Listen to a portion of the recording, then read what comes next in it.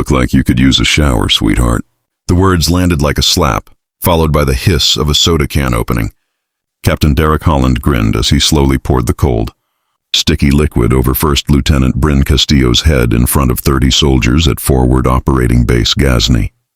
He thought it was harmless fun, another routine humiliation at someone else's expense. He laughed, expecting others to join in, certain his rank made him untouchable. What he didn't know was that Brin Castillo's name carried a weight he couldn't begin to comprehend, and within 72 hours, that name would unravel everything he believed made him powerful. Brin stood still, eyes forward, her uniform soaked and dripping, the summer heat baking the fabric against her skin. The July air in eastern Afghanistan was already sweltering, and the scent of cola mixed with dust and diesel fuel hung heavy in the motor pool. She didn't speak. Her jaw tightened, her hands clenched until her knuckles blanched white, but she refused to give him the satisfaction of a reaction. It was 2014, 6 months into her first deployment with the 10th Mountain Division.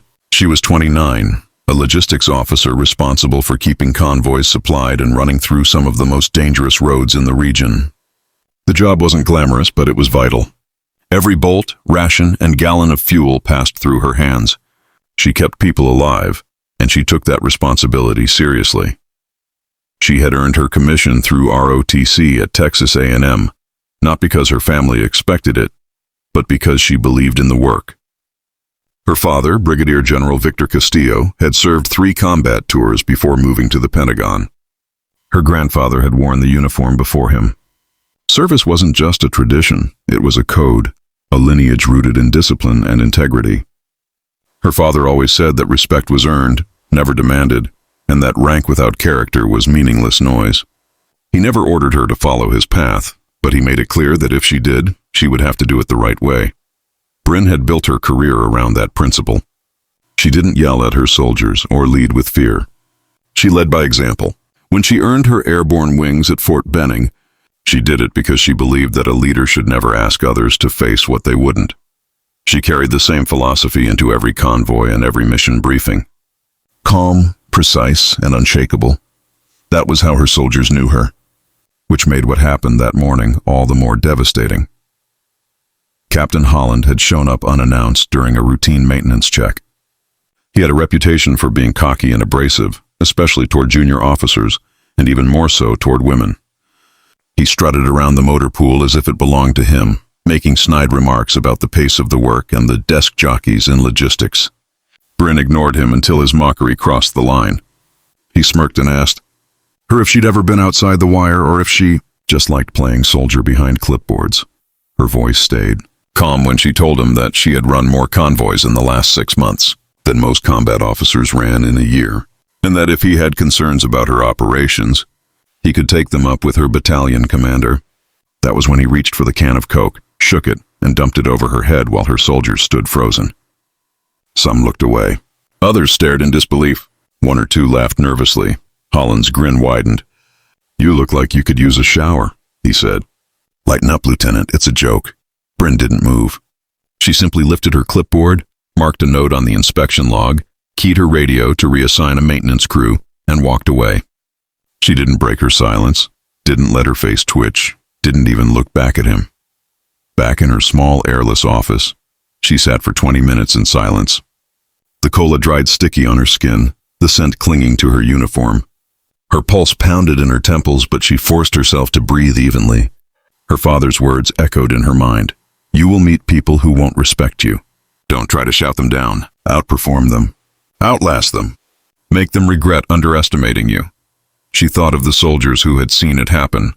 Some of them were her direct subordinates. They would take their cue from her reaction. If she blew up, she would confirm every stereotype Holland believed. If she ignored it entirely, she'd lose their respect. The only answer was professionalism, measured, calm, procedural. That night, she wrote an incident report. She documented every detail, listed witnesses, and filed it with her battalion commander, Lieutenant Colonel Hayes. When she handed it in the next morning, she didn't ask for special treatment. She simply stated that Holland's actions were unprofessional and could be classified as hazing. Hayes read the report carefully. He admired Brin's composure, but his expression hardened. Holland had a record of similar behavior, small, ugly incidents that had been brushed aside as personality conflicts.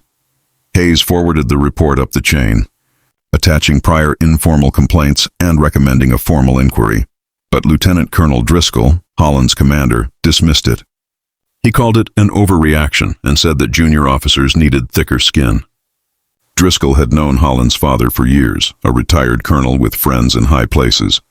He decided an informal counseling session would resolve the issue.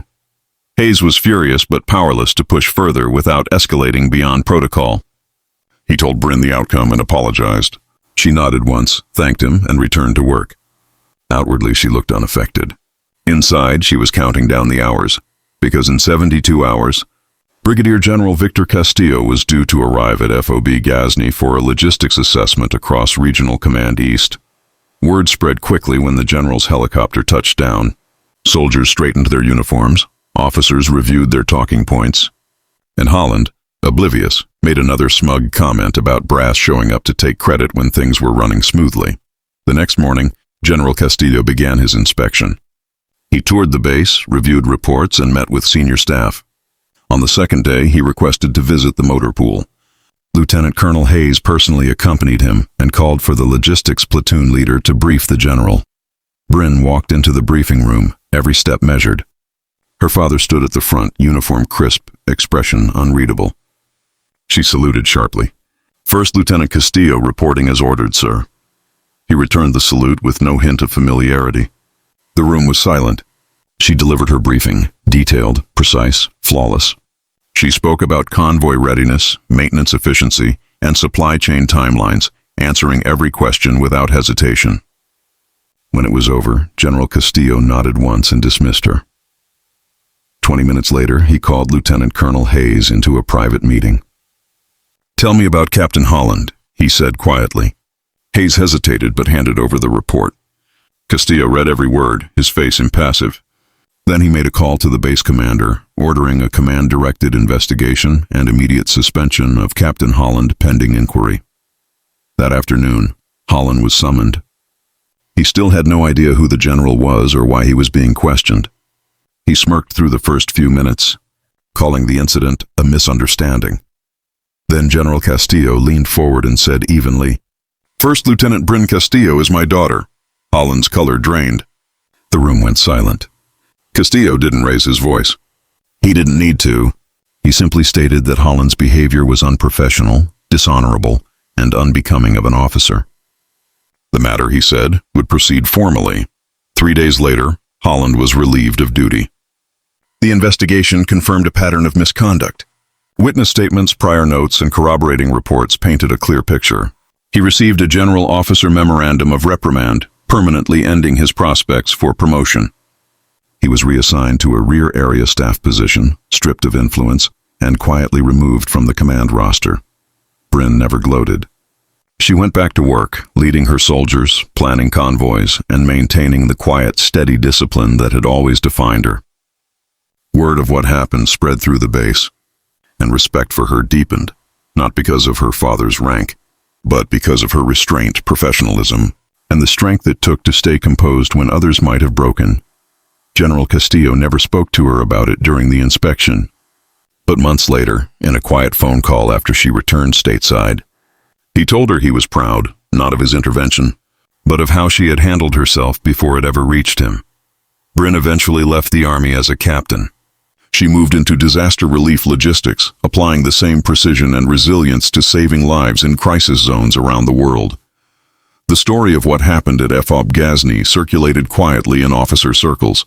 It became one of those unspoken lessons repeated over late-night briefings and training seminars about respect, discipline, and the danger of mistaking authority for worth.